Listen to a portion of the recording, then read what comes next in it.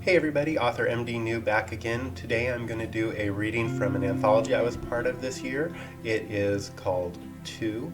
This anthology was put together by the Bay Area Queer Writers Association, and the theme of the anthology, if you can guess, is the number two. So this story that I have, the short story that I have today, is going to be about a workplace romance. Something where we've all seen them or we've all watched them on TV at least or in movies, but most of us have not really experienced. So I thought that this would be a fun little story to share. The title is called A Nightingale's Heart, and the proceeds from Two, which BAQWA is doing, are going to be going to the Lavender Library this year. Lavender Library is out of Sacramento, California, and I'm really excited that the money raised will be going to that charity. So, with that said, let's jump into the short story and my reading. The story again is A Nightingale's Heart, and we're starting with chapter 1. The music from the band blasted and played as the fans who filled the arena sang along and cheered. Rahim was glad his ears were protected with the earpieces he wore. Of all the places Asa played, this area was one of the better ones, as was the city. These larger, newer venues, despite their size, were more easily secured. Rahim stood ramrod straight, scanning the area for trouble. Still, his stare would move to Asa and their full lips, long eyelashes, and dark hair. Plus, they always seemed to be surrounded by the sense of orange and ginger, a combination that reminded Rahim of his home growing up. He loved that smell. The gentle sway of Asa's hips as they moved in time with the words they sang, and the music that played, could transfix Rahim for hours if he allowed it. The music was nothing he grew up with. Well, not that his parents would have permitted, but he never did everything his parents instructed. He followed his own path, not only in his taste of music, but in his life and who he loved.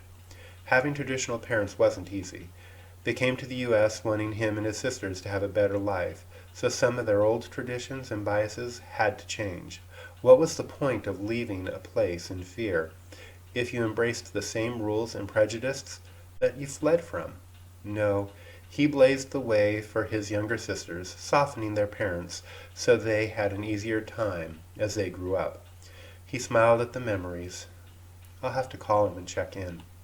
He shifted his stance, focusing. He examined the surroundings. There were security risks in every corner of the arena, and with all these people rushing about, it was hard to ensure Asa's safety. Typically, once Asa was on stage, nothing much happened.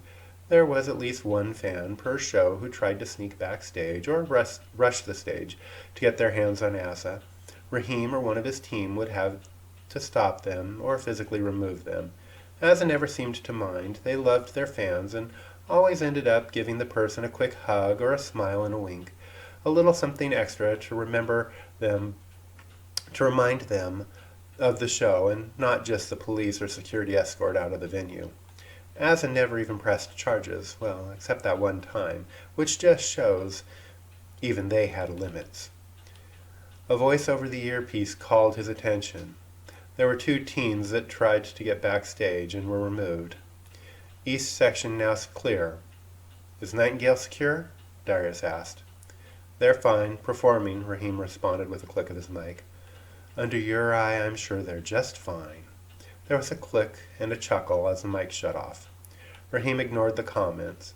If his team loved to rib him about Asa, or Nightingale as they coded them. If they knew he had any feelings for Asa, his team would never say anything. But his team still took great pleasure in giving him shit. He refocused his attention to the stage and all those around, making sure everything and everyone was as it should be. One breach is all it takes. Asa had hired Rahim and his team 2 years back after an incident with a fan's threats. These threats first started out on social media, and then cyber stalking, and then quickly escalated, especially after Asa blocked them from communicating with them. Sadly, this wasn't a normal fan wanting an autograph or a kiss.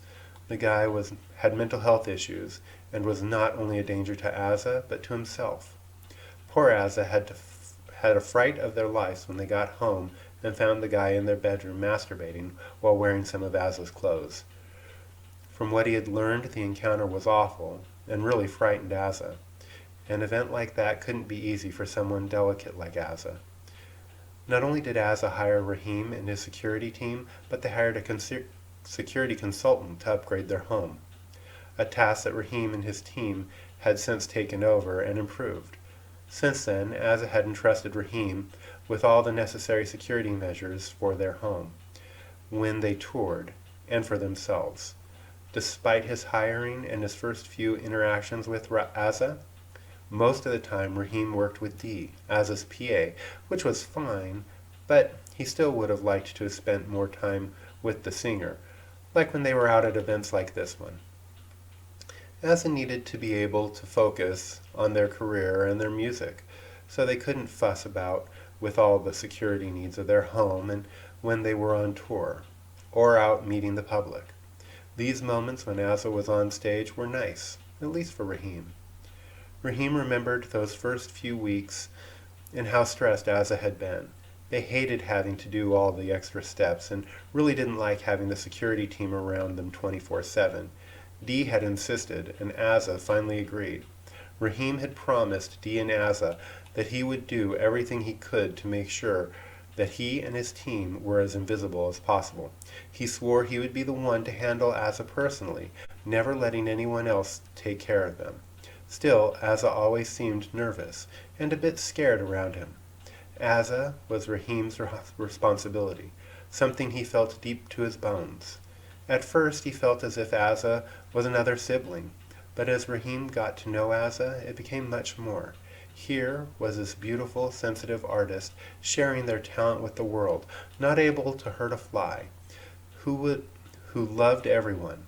At times Rahim felt that it might not be so much that Asa was delicate, but frustrated that they couldn't take care of themselves. He appreciated that. No adult liked to feel they couldn't handle themselves or protect themselves. And now having him, a big lunk of a man, around to ensure no one took advantage of them, or doing only God knows what. No wonder Asa is always standoffish with me.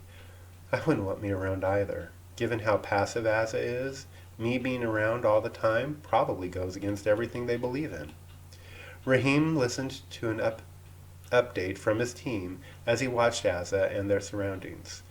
It would be nice to enjoy the show, sit and watch them, really watch them and see them without worrying. Rahim's gaze narrowed on a man across the stage, standing, watching Asa, transfixed. He wasn't anyone from the crew or the tech team. Nancy, Rahim called into his mic. She would be on that side of the stage, and she was his number 2. Now I see him. Let's not make a fuss, Rahim kept his eyes on the stranger. Keep it friendly. Always, Nancy's voice sang out in his ears. Don't worry. I know how important Nightingale is to you. And the rest of us. So that is a little bit from A Nightingale's Heart, my short story, which, as I mentioned, is featured in the Bay Area Queer Writers Association Anthology 2. So I hope you check it out. It's available on Amazon, and you can get it in hardback or in ebook version. And as I mentioned, all the money raised goes to the Lavender Library. So yeah, I hope you guys enjoyed my rough reading today. Look forward to talking to you again real soon. Have a great day, and we'll see you soon. Bye, guys.